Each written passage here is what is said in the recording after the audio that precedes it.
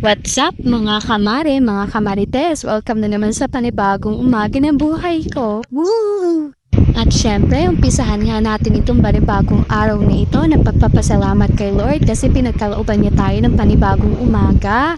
Kaya thank you Lord sa panibagong araw na ito. Naaga nga pala akong gumising kasi maglalaba ako. Medyo tampak na kasi yung labahin ko. Medyo may 1 week yata ako hindi nakapaglaba.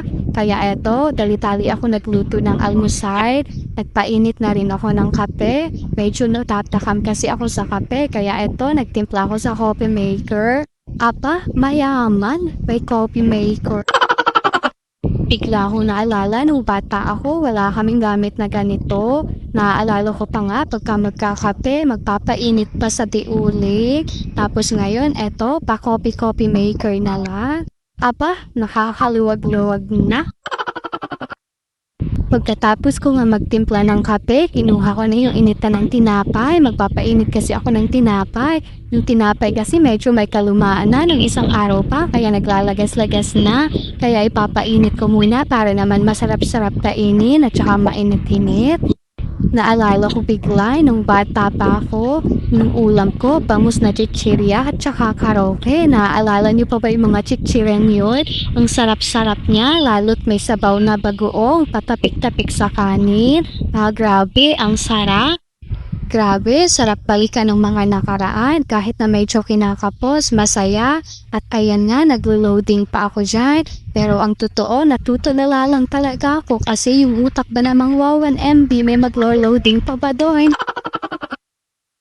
Kaya tara mga kamare, mga kamarites, tara nang mag-almusal, tara naman may lakas tayong harapin yung panibagong araw na pinagkaloob sa atin ni Lord, at saka para naman may lakas tayong maglaban ng isang katerbang labahi.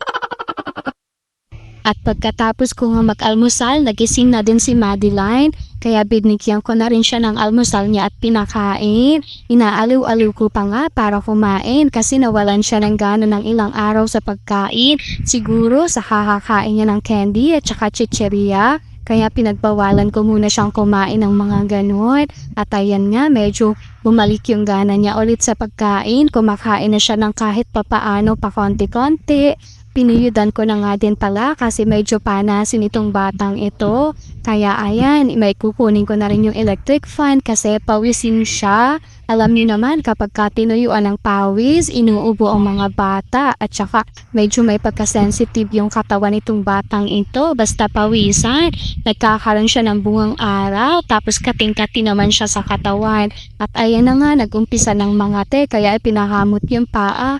At syempre ako kinamutan ko na. At habang kinakamutan ko, pinag-hi ko muna. Hi muna ikaw.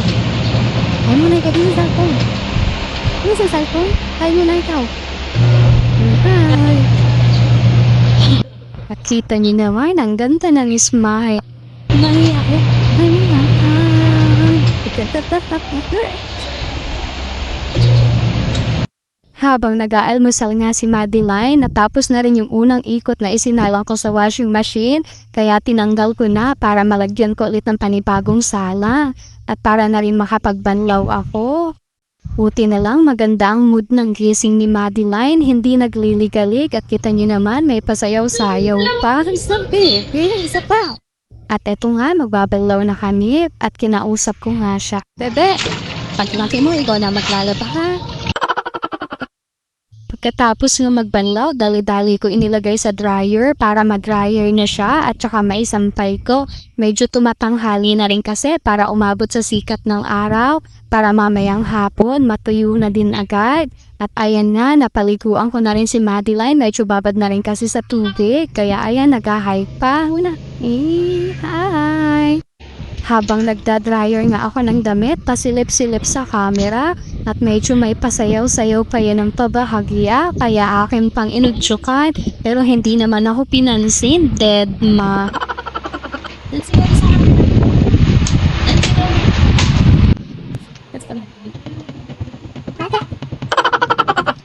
kung mapapansin nyo nga, medyo singkit yung mata ko dahil kasi yan ang sore eyes.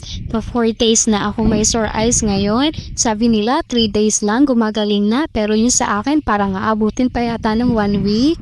At ayan nga, nagsasampay na ako. Kaya ayan, may natapos na naman tayong panibagong gawain sa umagang ito. Kaya hanggang dito na lang muna ang aking video at ako'y magsasaing pa. Thank you sa panonood. Sa uulitin bukas ulit ha.